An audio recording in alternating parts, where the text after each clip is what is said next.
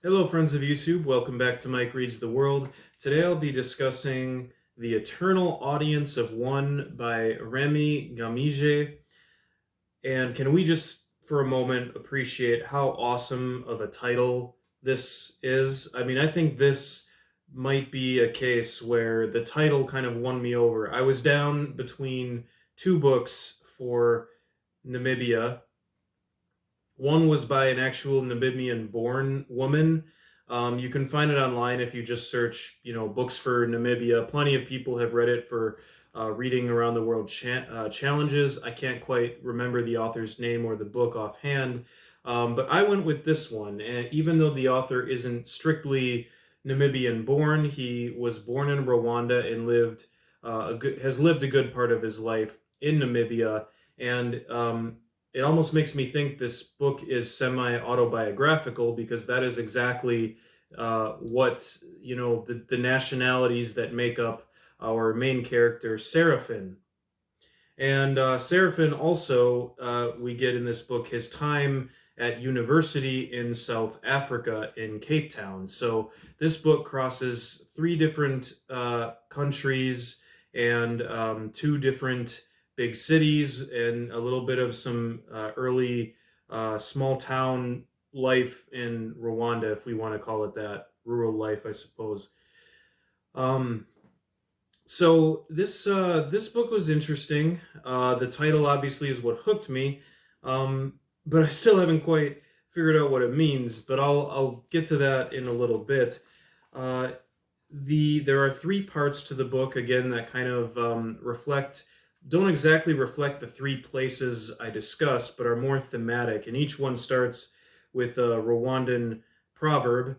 Um, and it opens right away with a prologue. Now, this prologue is an essay written by the main character, Seraphin Turiyamwe, called The Last Ticket Out of Town. And there's a line almost right in the beginning that's some going to turn some people off to the book right away. Others may be nodding their head in agreement, but it is quite a, uh, shall I say, it comes out swinging. I will read how this book begins. Windhoek has three temperatures: hot, mosquito, and fucking cold. The city is allowed 2 or 3 days of mild spring weather in early September before the unrelenting heat crowds them out until May. The summers are long and sweaty, so much so that job offers can be sweetened by the promise of air conditioning and an overseeing committee to adjudicate on room temperature disputes because white people do not know how to share. It continues to talk about the life in Windhoek, interspersed with kind of just and then goes on to criticize his parents who decided to stay in Namibia, much to this character's chagrin at the time. And now everything I say about this book, I want to be clear. I know nothing about the author. I did no research on him. I am talking about the things that are presented by the characters in this book, and I think it is all fair game for interpretation. Now, I don't think that wide stereotyping of any person's skin color, no matter what the perspective is truthful or humorous. And there is some of that humor in the book, and one of the things that I least like about it. Um, However, I do really appreciate the perspective and insight into what it is, what it was like for this narrator to be a person of color in Cape Town, Africa, and some of the discrimination and differential treatment they experienced because of that. So I'm definitely not going to deny those experiences and say that. Simply that I found, yeah, even, just that sort of. There's another part where they're saying, like, you can tell who a cool white person is by how they pronounce certain African country names. And I think I got two out of the three right. My flaw was calling Nigeria, but it should be Nigeria. So um, I guess I'm 2/3 of the way there, according to that character in this book. But I want to move on from that topic because I kind of just wanted to get it out of the way because there's a lot more in this book, even though that is all tied up in the character's identity and comes out, among his friends and just kind of his living. And it's also important to note this book is from the perspective of a 20 something young man, and certainly went through many growing pains, going through many growing pains at this time of life in college, at law school in South Africa, just as many of us go through growing pains in our early 20s and struggle with many things, and most of us continue to struggle with things throughout our life. So this is not to be judgmental, simply my reaction. So yeah, the main character is I mean, I think it, just to cut right to the chase, his parents are actually some of my favorite characters in the whole book, and I think it is a mark of how mature you are as a reader, how you react to this book and different characters and different statements in it. So there's a lot of pieces of really great wisdom in the book too, and that for me is what kept me from, as they say, DNFing it. And I managed to finish it. I shouldn't say I managed. I mean, there was a part in the middle where I was really just kind of getting tired about hearing about the main character's sexual escapades.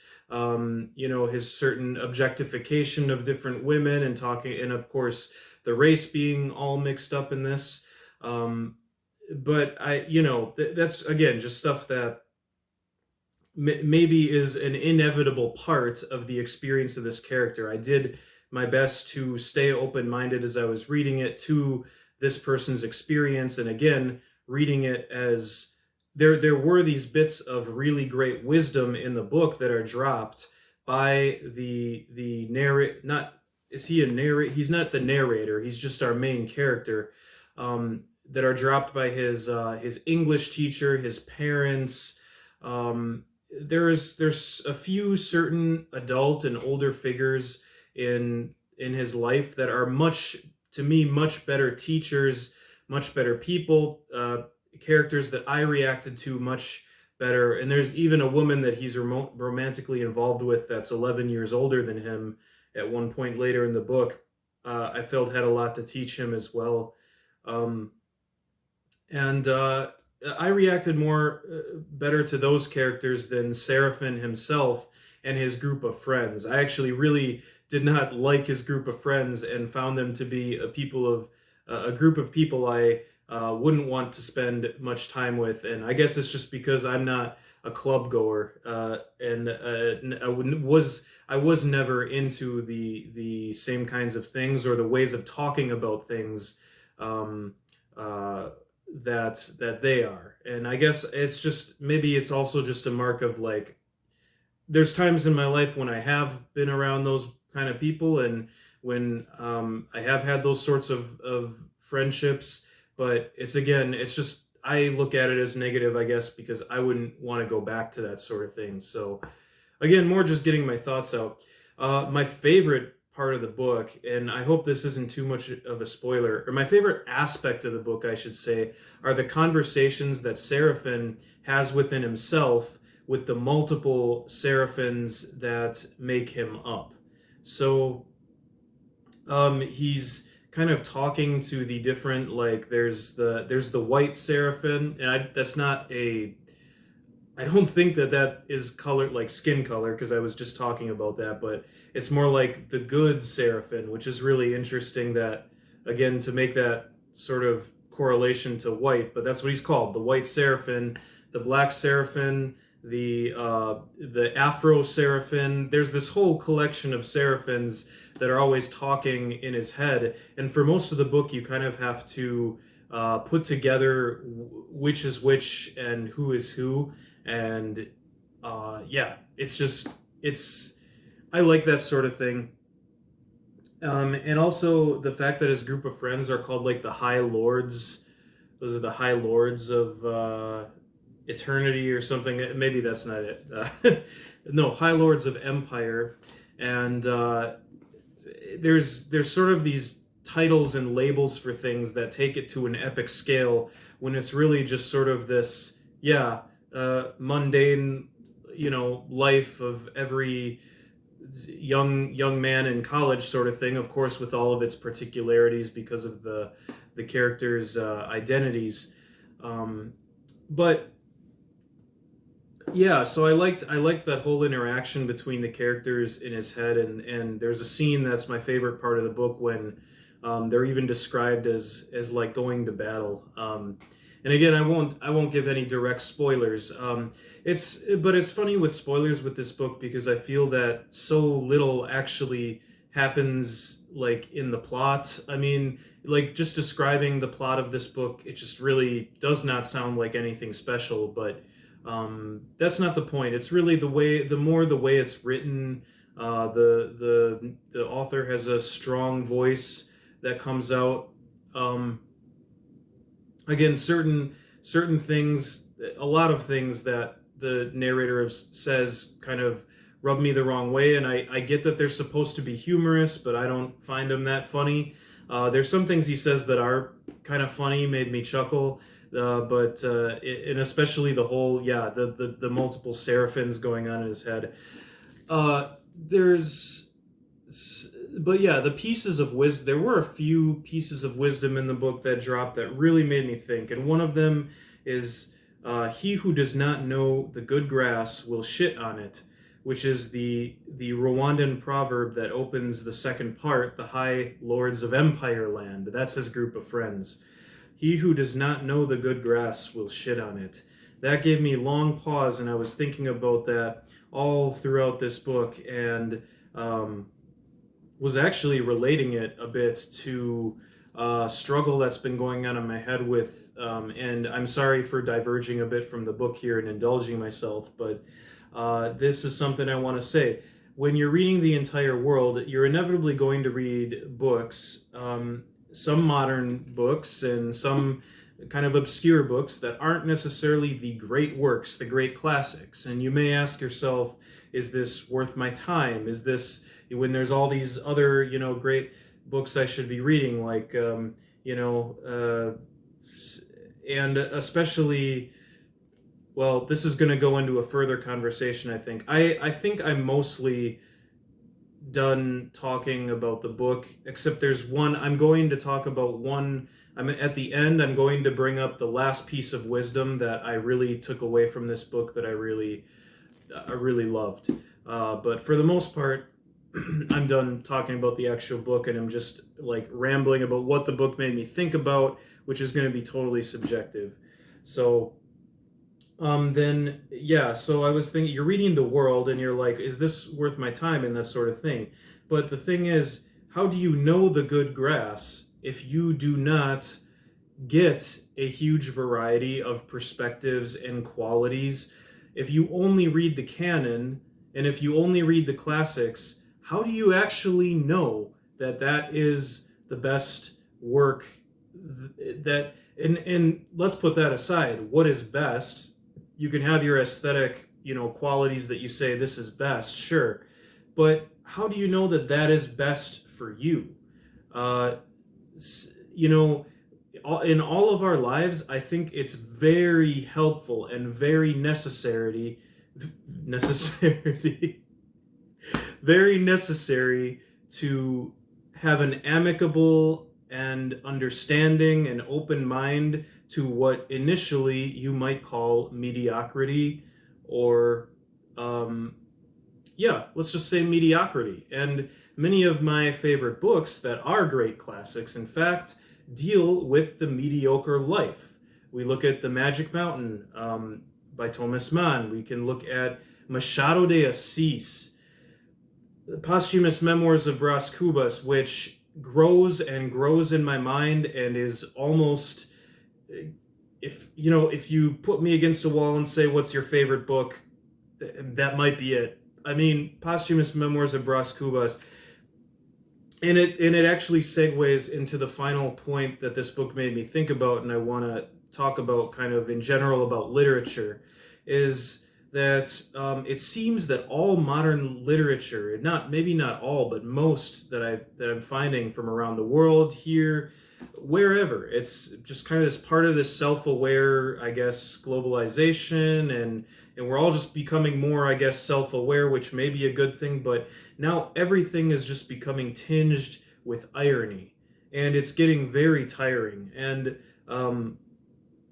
it's like sometimes, like for me, a lot of the time, what I want is just a good story told straightforwardly, without self-aware irony, without this stuff, you know. Uh, the Turkish novel I read, Mehmed My Hawk, just a great story. Or in the case of Machado de Assis, the irony of the book to me is exactly what it's satiring. It's you have this main character, Bras Cubas, the posthumous memoirs of Bras Cubas, that Bras Cubas spends the entire book looking ironically at his own life, in moments where he almost finds meaning and struggles to find a philosophy or a meaning, but in the end retreats into his own irony and his own indifference. And that is what so many people are, I don't know if I want to say becoming, choosing, retreating into. I'm not even trying to preach anything particularly here. I'm just trying to work out my thoughts about it, that I just feel this strong sense that the idea of just being sincere, telling a sincere story, um, just listening and just allowing things to be what they are without the sense of irony about everything is, I mean, you can laugh at things, you can laugh at things, but I think it's good to realize that, like laughing stuff off, which I almost interpreted at one part of this, the part of the book that talks about the um and it's, by the way, I don't know if this is a criticism of the book. I think it's great that this book brought up these things for me to think about, and I consider it worth reading just because I am struggling with these things and thinking about them. Including that racial perspective. That was a good thing too to think about, and also, but beyond that, this idea of oh God, what am I trying to say? Yeah, there's this one part of the book that almost makes it sound like irony is it's the second essay by Serafin Turimawe, the main character. And he says, explaining the name of the book, part plagiarism will permit me to agree with Shakespeare. All the world's a stage upon which we perform for the eternal audience of one. The eternal audience of one. Who is the seraphim behind all of the seraphins that are talking in his head? That is the one. And he talks about the beginning and the end. Where is the beginning? Where is the end? How do we know when we are truly at the end and when the end is just another beginning? Would we ever want to know when the true end is? Um, but then he goes on to say, only the person who makes it to the end knows what everything was all about. He who survives the thunder gets to tell the tale. Life will only make sense right at the end, when the person who has been living it, can look back and realize that the tragic nature of life is actually a comedy. I guess then that the whole point of life is to dive in, hold on, and hope that a flopped cake is worth the laugh at the very end. I was with him until the flopped cake being worth the laugh, because I find it to be, I guess it's challenging. I find it to be a really cynical um, closing statement on a section of the book that is kind of the title track of the. If this book were an album, this chapter would be the title track, in a sense. And this is an apt metaphor because the book discusses a lot of playlists are a big part of what Seraphin likes to do. He makes playlists and gives them silly names. So the this but it's the same kind of thing at the end of Machado de Assis, Posthumous Memoirs of Bras Cubas. Do I really agree with the final line of that book? And I don't want to spoil the final line of that book, but it hits like, I don't know, a 10-ton truck of nihilism. And I don't think you're meant to agree with it. And I don't know if I'm meant to agree with this or not. That, I mean, it's just such a, as much as I love humor in book, and humor is part of the whole journey, and I laugh at things, and I suppose my sense of humor is rather dry for some people, but I find a lot of humor in the absurd, and I'm probably more of an absurdist than anything if I had to define my philosophy. But I don't know. I still think that there's a search going on for meaning in life, and I'm not going to settle with life as a comedy and or just let a simple line like that. I guess I don't know. Again, I don't know if I'm meant to agree with this or not. It's just what it made me think about. And then the final thing, and maybe this is really the meaning of the book because it comes very much at the end with Seraphin's father coming to visit him in Cape Town. When you love, it's not like the rest of life. It's, he uses poker as a metaphor where you don't hold back part of your hand giving it. If you're going to love, you need to love all in. You need to love all in. And even if a love finds itself broken, if you're ever going to repair it, it starts with you. And you need to be all in. And that was such a powerful message, I think, and rings very true in my life, and is something that, more than anything, what Seraphin's father said, and I wonder if this is not something that the own author's father said, that is a really just universal takeaway that transcends everything else in this book, that transcends this whole group of friends, and they could all learn something from this, I think, as well, his group of friends in this book, Seraphin's group of friends. And it's just that, if you're gonna love, and I think it's beyond just love for another person, but love for another person is primary. um, Love yourself all in. If you have a passion, if there's something you're doing that you believe in, that is ethically and morally, um, I guess, doesn't harm others, do it. Go all in. Go all in. And, we all do our best, but I think it's a beautiful thing to think about, because at the end of the day, the the people you love, your family, the closest ones to you, spouse, uh, those are the ones that are with you. When those groups of friends go off and do their own things and find their own life, and there's great friends out there too. I've rambled enough. This is a good video. I think it's fine.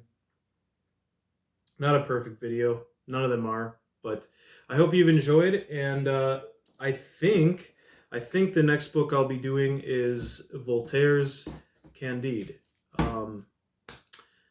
This was The Eternal Audience of One by Remy Ngamije. Pretty good book. If any of this sounded like stuff you want to think about and you're interested in, give it a try. You might get something out of it. So, on to the next one. Take care.